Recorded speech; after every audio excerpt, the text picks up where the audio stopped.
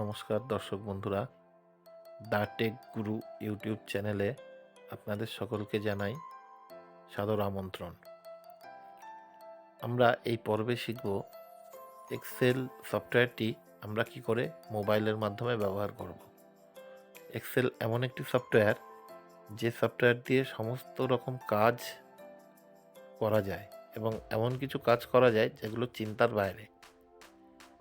যেমন ধরুন, বিভিন্ন বড় বড় যোগ, বিভাগ, গুণ, বিয়োগ ইত্যাদি, ক্যালকুলেশন, বিভিন্ন রকম ফর্মুলা, বিভিন্ন রকম ডেটা ইত্যাদি আমরা সবই শিখব, তবে আস্তে আস্তে, ধীরে ধীরে। আমরা আজকের পর্বে দেখব খুব সাধারণভাবে একটি এক্সেল অ্যাপ্লিকেশান কি করে আমরা ডাউনলোড করে মোবাইলের মাধ্যমে ব্যবহার করতে পারি। এই জন্য প্রথমে আপনার মোবাইলে এক্সেল অ্যাপ্লিকেশানটি থাকতে হবে। যদি না থাকে, আপনারা সোজা চলে যাবেন প্লে স্টোরে এবং সেখানে গিয়ে লিখবেন এক্সেল। সেখানে গিয়ে লিখবেন এক্সেল।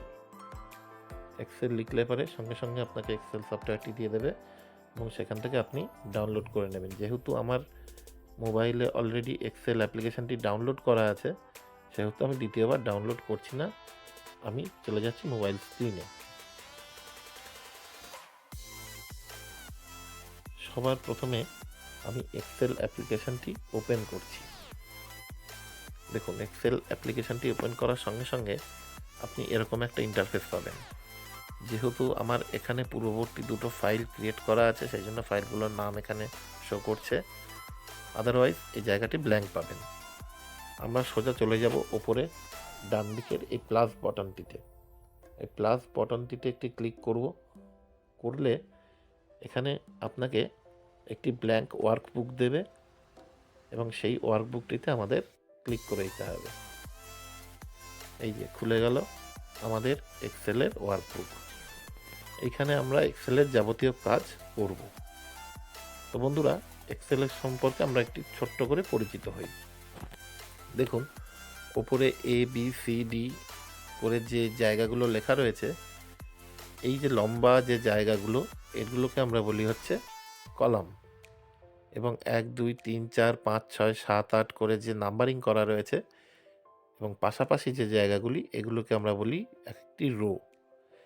একটি কলাম এবং একটি রো মিলে একটি সেল তৈরি হয়। একটি সেল ইজকাল টু একটি রো এবং একটি কলাম। যেমন আমরা যদি এই সেলটি সিলেক্ট করে রাখি, তাহলে দেখুন এখানে A এবং এখানে 2 নম্বর রো এবং A নম্বর কলম।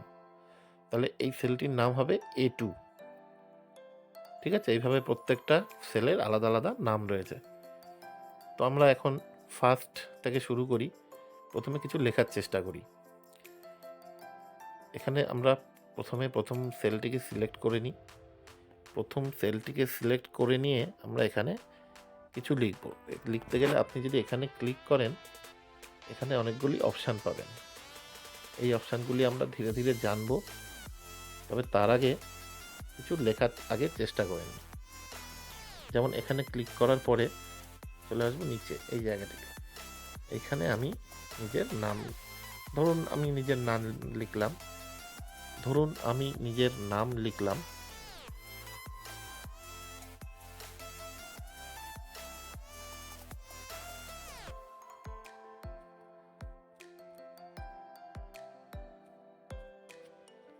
লিখলাম। এবার বন্ধুগণ দেখুন, নামটি কিন্তু আমার একটি সেলের মধ্যে ধরলো না। আমি যদি অন্য জায়গায় বাইরে একটি ক্লিক করি, তখন আমরা দেখব যে নামটি যেন দুটো সেল মিলে নামটি লেখা হয়েছে, কিন্তু তা নয়, সেলটি একটি সেলেই আছে। এবার সেলটিকে আমাদের অ্যাডজাস্ট করতে হবে।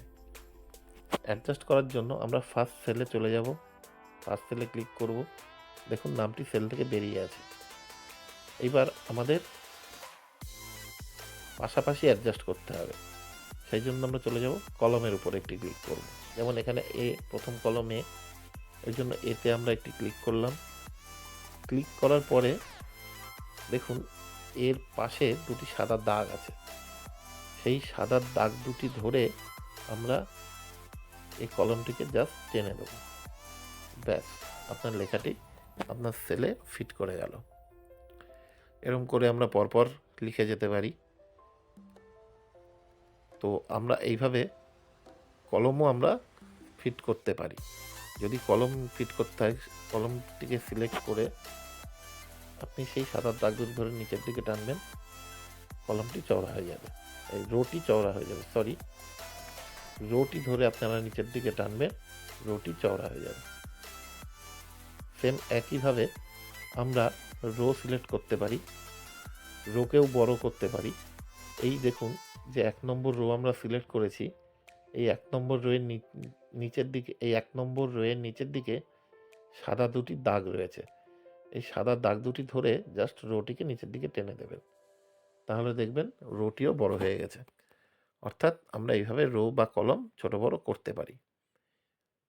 আজকে আমরা শুধু এটুকুই শিখলাম, শুধু এক্সেল ডাউনলোড করে কি করে আমরা লিখতে পারবো। নেক্সট ভিডিওতে আমরা শিখব মার্জিন, অ্যালাইনমেন্ট এবং বিভিন্ন রকম ফর্মুলা, ডিজাইন ইত্যাদি। তো কেমন লাগলো ভিডিওটি বন্ধুরা? যদি ভিডিওটি ভালো লেগে থাকে তাহলে লাইক করবেন, কমেন্ট করবেন, শেয়ার করবেন এবং অবশ্যই চ্যানেলটি সাবস্ক্রাইব করে আমাদের পাশে থাকবেন। ধন্যবাদ।